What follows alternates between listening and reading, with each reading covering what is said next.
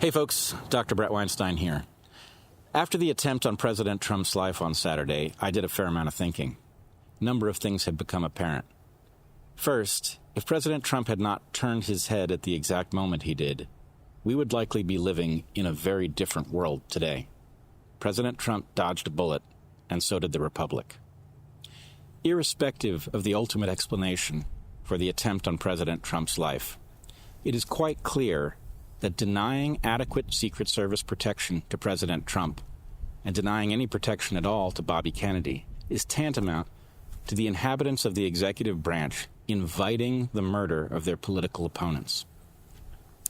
That would be a shocking assertion if we had also not seen the ruthless weaponization of the courts and the abridgment of First Amendment rights, all in an effort to avoid a free and fair election. We are somewhere very dire, and the Republic needs us to do extraordinary things. Our great nation needs to heal. We have been divided against each other. Our institutions have been weaponized against the public. Our universities peddle radical nonsense. Our newspapers bend over backwards to avoid reporting the news. Our tax dollars are poured into holes carved in the universe for reasons that are never explained. These problems are dire. They are going to require solutions that are beyond what any one man can deliver. What we need to do is unrig our system and refound the Republic. President Trump, the country needs you to join forces with Bobby Kennedy and name him as your vice presidential running mate.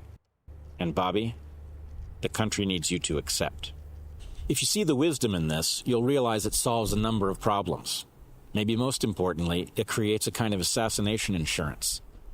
If you run independently and they take you out, they solve a problem from their perspective. If you run together, they only make their problems worse.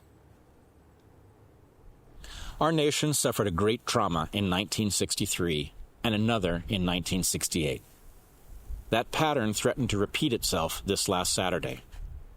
President Trump, by selecting Bobby Kennedy as your vice presidential running mate, you would take a great stride to ending that pattern once and for all and restoring the democratic republic that was the vision of our founders by enabling Bobby Kennedy to carry the torch when you leave office at the end of your second four-year term.